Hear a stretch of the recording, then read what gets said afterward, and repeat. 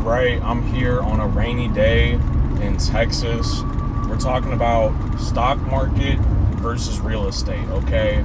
And I'm not about to be one of those YouTubers who's gonna bullshit you and say, oh, it depends. Yeah, no shit. Of course it depends. Like, financial decisions are not like as simple as which one is better, okay? But my answer is for 90 to 80% of people, the stock market is the better investment. And if you're going to invest in real estate, for 80 to 90% of people, I don't recommend investing in rental properties. I actually just recommend owning your primary residence. And if you want to own rental properties, I would recommend that you buy a duplex, triplex, or fourplex and get a professional property management company to essentially manage the other units. All right, so why do I believe this? Because me personally, I'm actually invested way more in real estate. I work in real estate, like pretty much. I'm a home inspector. I'm not like necessarily an agent, but like I'm very knowledgeable about real estate. The majority of my money is in real estate. Why do I believe that the stock market is better than real estate? So, to be honest, it's kind of a hard question to say stock market versus real estate, just because these are very different. Like, it's very easy to compare stocks to bonds or gold, because those are other investments, more or less, right? But the problem when you're comparing real estate to the stock market is it's like you're comparing a business to an investment. Like, it's like you'd probably be better off comparing real estate to like owning a laundromat, or like some type of business that you can have other people manage and it's relatively passive. So what do I mean by this? If you just look at the raw performance of the housing market versus the stock market, I think the average appreciation on the stock market, it's like 10-11% over the last, 50 years or however many years. And for real estate, it's like 4%, 4.5%. So obviously, if your main goal is just to buy an investment and hold it for a long time and not have to worry about it, not have to manage it or deal with it, yes, the stock market is a better long-term investment. Now, the obvious caveat to that is, if you're going to buy an investment property, you're probably going to be renting it out, right? So even though you might not make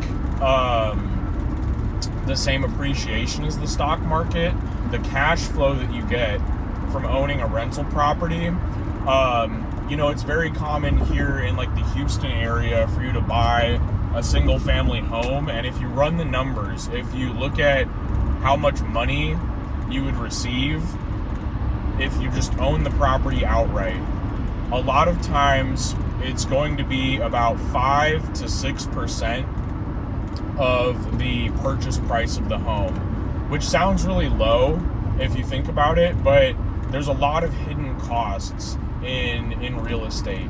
Okay, there's a lot of things that people don't account for. A lot of people think it's just the mortgage, property taxes, insurance, HOA, and that's about it, okay? But you have to factor in, you need to save money for capital expenses, okay? We're talking about repairing roofs, repairing the HVAC system, general maintenance, just like damage to the floors, windows, just different things in the home that get damaged over time that need to be maintained. We're talking about if you're renting out an investment property, you're going to be paying a management fee. So that's a lot of times 10%, and then they're going to do additional fees and charges when a new tenant moves in or moves out. You know what I mean? And even if you're doing the management yourself, you're still paying for it. You're just using your own time to pay for it, essentially. So there's a lot of hidden costs in real estate. Owning rental properties, to be honest, it's not nearly as profitable as it might look. But the thing is even when you add all of that up, if you're getting 6%, if you're getting a 6% cash on cash return, and the property is appreciating at roughly 4% a year, your total return is actually going to be about 10%. So it's actually going to be very similar to the stock market. So given that the performance is similar to the stock market between real estate, what makes these so different? So number one, it's just as simple as if you own stocks, like, you're never going to have to deal with it. Even if you have a property manager, you're still essentially having to manage the property manager. All right, your property manager, you need to make sure that they're doing their job properly. You need to make sure they're staying on top of landscaping, collecting the payments. Like, just because you have a property manager, that does not mean they are going to absolutely take care of everything for you. And now this is a completely passive investment. That's just not how real estate tends to work. That's not how it tends to go. It tends to be a lot more work than it seems like it's going to be initially. That's been my experience with both of the properties that I've had. One of my rentals is professionally managed, and to be honest, I have a good professional manager. I own the property 50-50 with my mom. So to be in all honesty, I do almost nothing on that property. I really don't think about it much, spend much time. It does more or less function as a passive investment. Okay, but there's always going to be little things here and there, right? Like, the taxes are significantly more complicated for a rental property. Like buying a property, the process of getting a loan and closing on the property, it's very time consuming. Okay, it's just, real estate just tends to be more work. Okay, and the other thing is, let's say I invest in the stock market. I can invest in an S&P 500 ETF like VOO, or I don't know, there's ones made by Fidelity, Schwab. Like, there's a million just S&P 500 ETFs out there. And the beauty of buying the market, buying the 500 biggest companies, is you're instantly diversified. Even if you only have, $650 to invest, you can buy a share of VOO and you're instantly diversified, right? So, like, the average home value in America, it's somewhere around $400,000. If you're buying an investment property, you're going to need to put 20% down. You'll probably have 5% in closing costs, maybe another 5% in initial, like, little repairs and things like that, just to get the property fully rent ready. So, if you add all that up, 30% of $400,000, that's still like $120,000. Like, it's very expensive to get into real estate, and the problem is you only own one property. Okay, so you're not diversified whatsoever. And a lot of like older people, they'll try to tell you, the housing market, it's not like the stock market, it doesn't go up and down. And that's true. The housing market is not as volatile as the stock market. But you have to understand that, yes, it's not as volatile, but you're never going to have, like, a stock market investment say, hey, we need $20,000 for you to put on a new roof. Or the HVAC, the AC went out, and honestly, it's 13 years old at this point. It's going to be $10,000 for a new HVAC system. Okay, that's never going to happen. The risk in real estate, there is a risk, yes, of prices falling, but there's also a very significant risk that your property has some type of issue, right? Like, termites are getting into the wood, destroying the framing. Now you have structural issues. Now you need a structural engineer to evaluate the property. Let's say a tree hits your home in a hurricane or something like that. It damages your home. Okay, well, hopefully the insurance company takes care of you. Hopefully they give you the right amount of money to repair this, because there's lots of times where the insurance companies don't give nearly enough money to repair these homes due to one of these, like, disasters or things like that. And essentially you're trying to fix this house, but you don't have enough money to do it. And then let's say the insurance company does pay you the right amount of money. You could still end up working with a contractor who ends up screwing you over. You pay them a certain amount of money to do a certain amount of work. They don't complete all of that work, and they basically walk away, and now you're left with a basically incomplete home, right? But you already spent the money. There are a million ways that that you can lose money in real estate. So just because, you can look at a chart of home values. Yes, it's not going to be as volatile as the stock market, but that is the real estate market as a whole, okay? That's not talking about your house specifically. That's not talking about your neighborhood specifically that your home is in. And that's not talking about just these random expenses that you have as a homeowner, right? So I think that's probably the two most compelling things that really make me feel like the stock market is superior to real estate for 80 to 90% of people. It's due to the fact that you can buy in at a low price and you're instantly diversified. You're instantly protected from having one property have a significant issue, and that those expenses like messing up your whole all of your money, right? So I like that. I also like how passive it is, right? Stock market, very passive.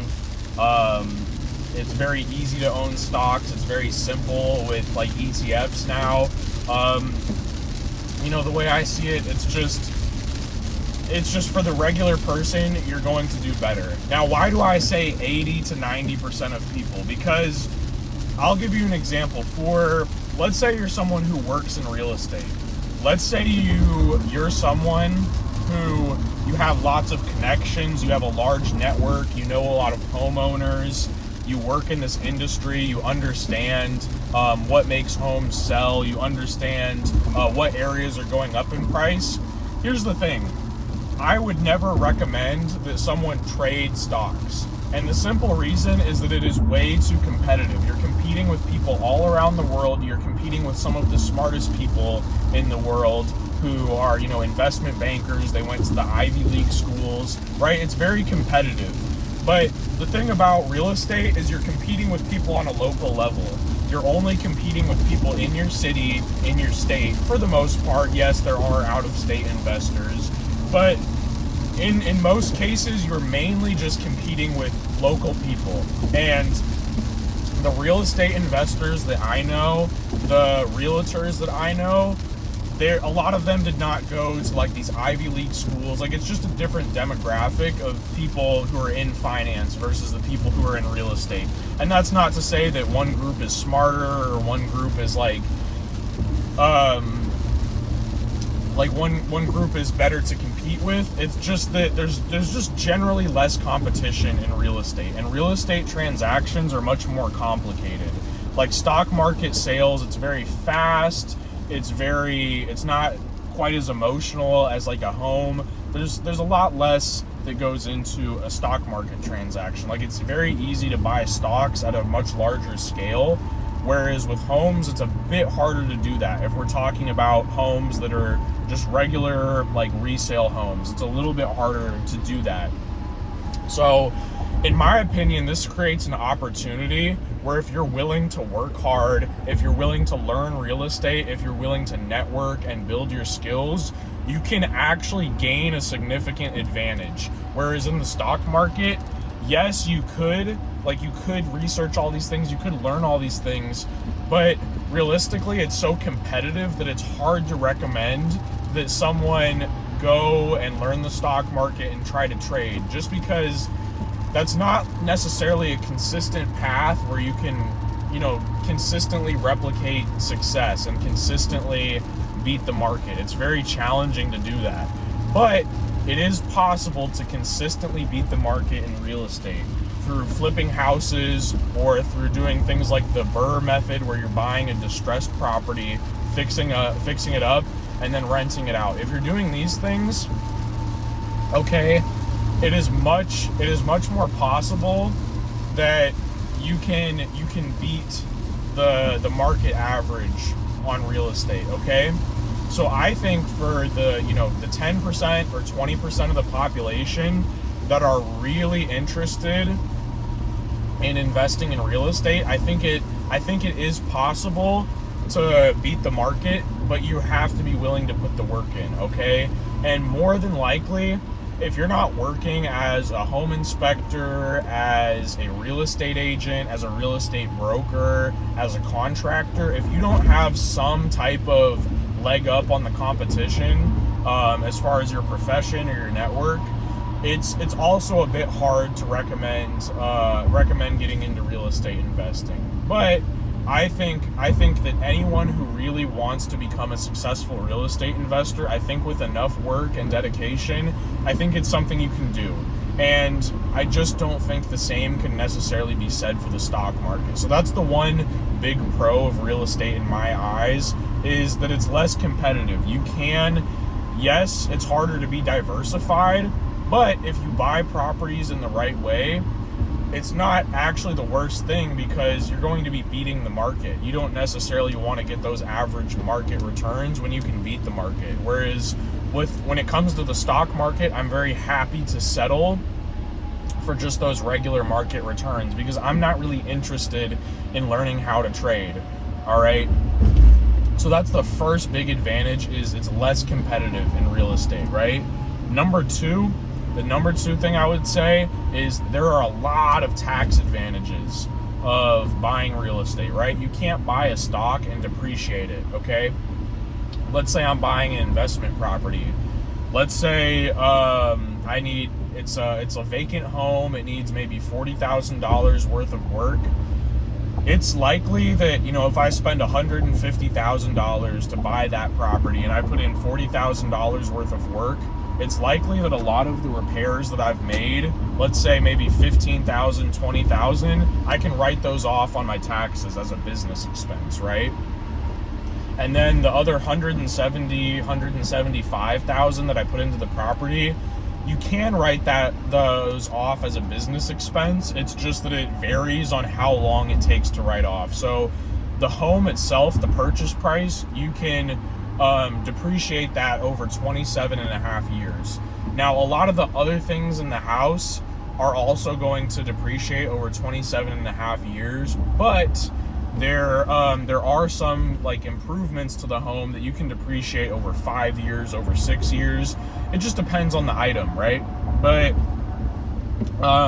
when you basically look at this, if you are buying a home as a buy and hold investment, you can essentially use this to offset some of your taxes, and you don't even have to pay those taxes back until you sell. So if you just refinance the mortgage, you're not going to have to pay that back, all right?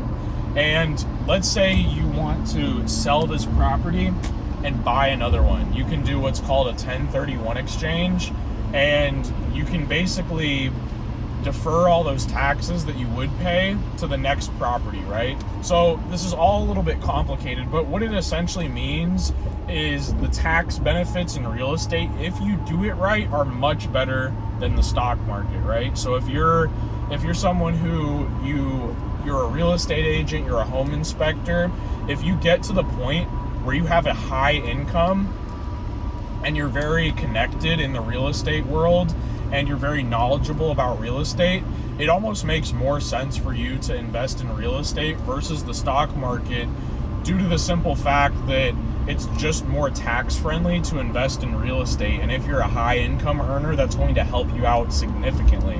And on top of that, if you're already connected in the real estate market, it's likely that you can beat the market average. It's likely that you could outperform the stock market or real estate market consistently if you're well connected and you're willing to put in the work, okay?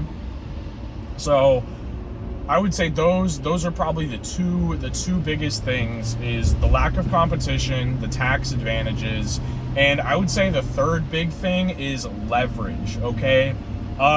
You're not going to get a bank who is willing to, if you bring them $50,000, they're not going to be willing to give you a $200,000 loan to buy more stocks. That's not really how it works. If you're buying stocks on margin, there's holding costs. Those holding costs are likely going to be more expensive than a mortgage on a home.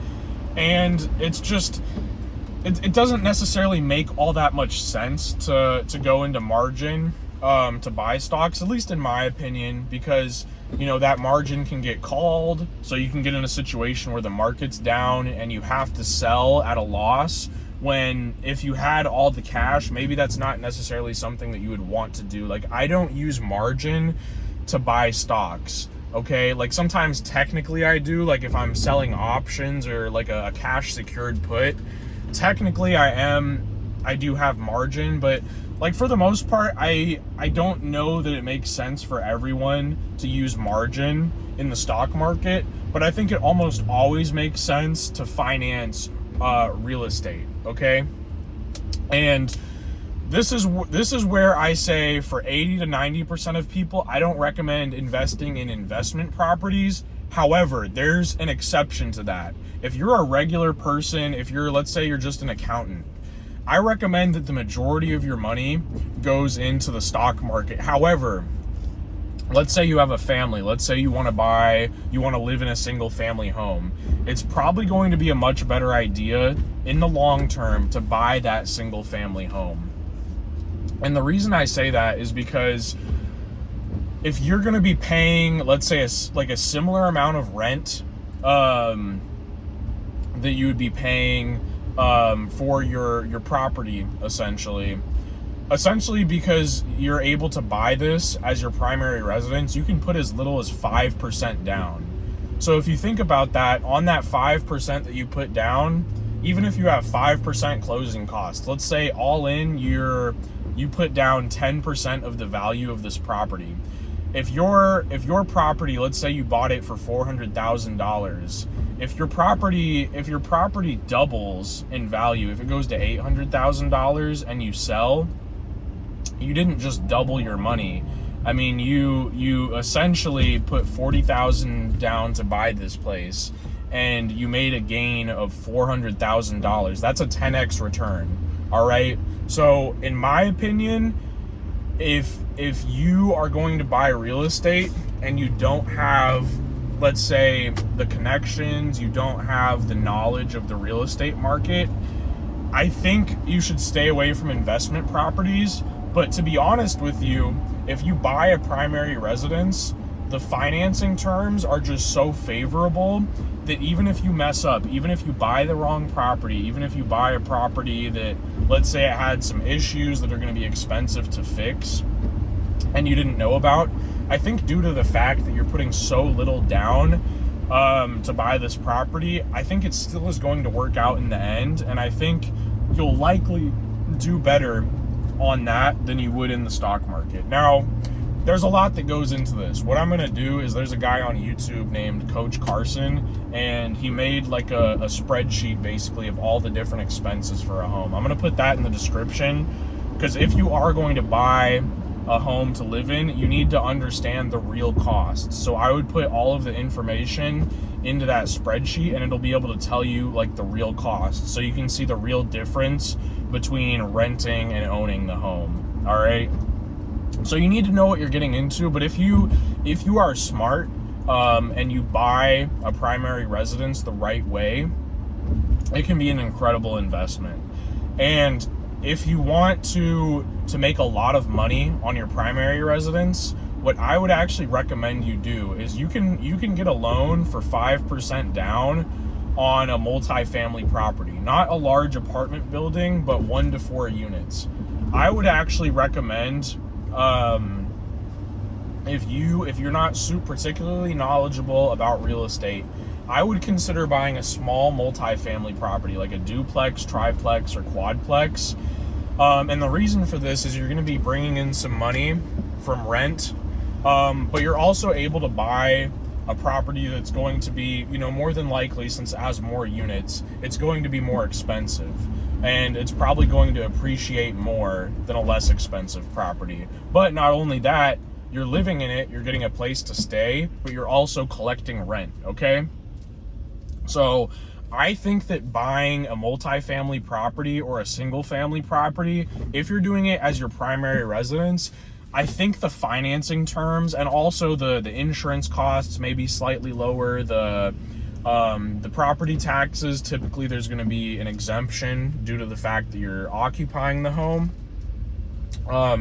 I think due to all these different factors, I think that it is still a good idea to buy a primary residence. Now, do your research, buy it right, get the home inspected well, make sure that there's not going to be any surprise hidden costs, that you could have prevented if you did more research on this home. Do your due diligence, make sure that the property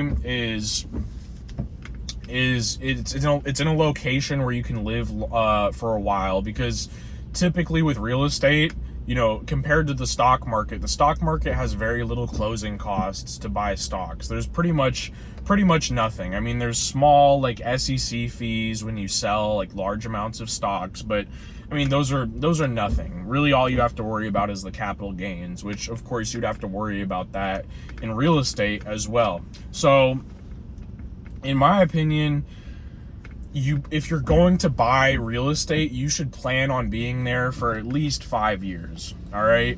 So if you can plan on being in the property for at least 5 years, and the real costs of owning real estate, if you go through that spreadsheet that I'm going to put in the description, and you understand the costs of the home that you're buying, and you understand the systems in the home, and get it inspected well, and understand if those systems are going to need to be repaired, if they're outdated, if you can kind of get an idea of if this home needs work or anything like that, if you can really do your due diligence, I think that absolutely buying a primary residence is going to outperform the stock market. Okay, just due to the fact that you can put so little down and all the advantages, I think it does, if you do it right, make a lot of sense. But I can't say the same for just investment properties. If you're putting 20% down to buy it, you don't have like the homestead exemption. I only really recommend that for people who, like I said, they're connected, they know what they're doing in terms of real estate. So that's my opinion on real estate versus a stock market. Obviously the answer does depend a lot on who you are, what your goals are. But I think that there's a lot of good about the stock market, and I think a lot of people really try to hype up real estate when it's okay as an investment. It's okay. It's really like you should really, for the majority of people, be looking at real estate as just a place to live, and keep the investing to the stock market, maybe some bonds or gold, but primarily just keep it in the stock market. So I know that I can say all this about how these investments perform and how much of a headache it can be to be in real estate and to invest in real estate. But there's also going to be certain people out there that they're going to tell you these arguments about real estate. Well, you should buy real estate because it's real. I'm going to tell you right now, there's nothing real about owning land, okay? If we went to this place, Houston, Texas, 1,000 years ago, I don't know what the culture was like back then with, the indigenous people or whoever was living here, but more than likely they didn't have the same property rights that we do today, okay? The only reason that you own your home is because the US government says that you own your home, and everyone kind of agrees that you own your home, okay? If, let's say, America collapsed tomorrow, right? Just hypothetically, let's say America, the government just vanished. You don't really own your home, okay? If your society does not collectively agree that you own this property, you don't really own it, okay? Land ownership is not necessarily like a real thing. You can't really own a piece of the earth. It's sort of just this concept that we've created, right? We've kind of created this idea that, yes, you own this, it's yours. You can more or less do what you want on this land as long as you're not breaking any laws, right? This is like the concept that we have, but that's not been the standard throughout the majority of human history, right? Like for 90%, 95% of the time humans have been on this planet, okay, we've been like hunter-gatherers, right? Obviously they didn't have land ownership. The land is just like where you hunt, and you kind of like set up your little living area, and then when there's no more animals there or no more food to scavenge, then you go and you go to some other part of land. Like land ownership, it's like, what I'm trying to say is land ownership is not like a natural concept, okay? The only reason that you own your land is because if someone tries to go on your land and trespass, you can call the police, okay? We agree that you own the land, and that there are ways to enforce your ownership of the land, right? But if you take all that away, you don't really own the land. It's just land. It just exists. Same thing with the house. It's just there. It exists. Everyone agrees that you own it. Everyone kind of understands that it's yours. But like, it's not technically yours. Like the land cannot be yours. It's only yours because everyone agrees that it's yours. It's like money. You know, money is just paper. It has no value, but we all agree that it has value, right? It's the same thing with real estate. And it's also the same thing with the stock market, okay? These are just like, essentially they have value because we give them value, because you need a place to live, and you can rent a property and you're going to get a certain amount of money. And businesses in the stock market, they earn a certain amount of money, right? That's the whole reason why we basically say that these things have value. So don't let someone tell you, say, that real estate is better than the stock market because it's real and it's something you can touch, okay? Yes, there is an advantage to it being local. It's not like a large index of businesses that you don't really have much connection to.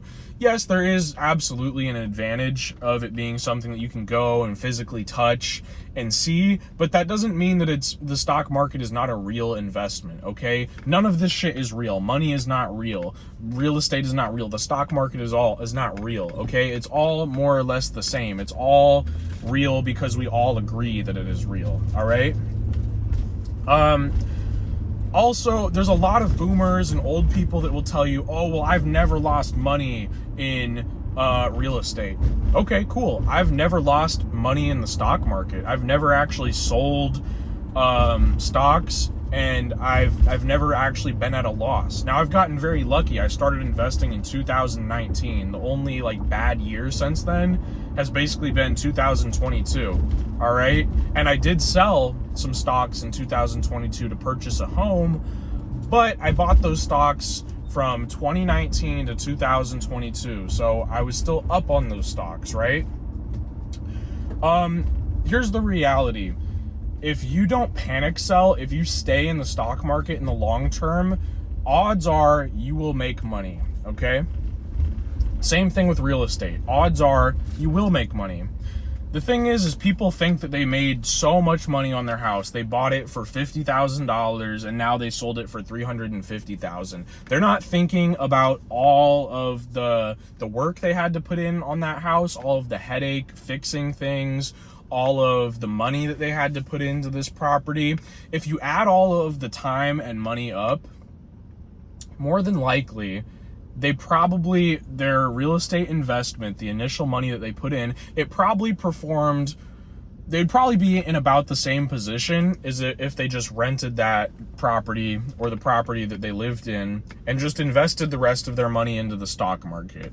They might be slightly better off with the home, and obviously it depends on the location, it depends on the house. Like, there's a lot that it depends on, but I think statistically, I don't think that like people did as well as they say they did on their homes. I think there's a lot of costs that they're not thinking about, and I think that it's not quite as good as it seems, to be honest with you, okay?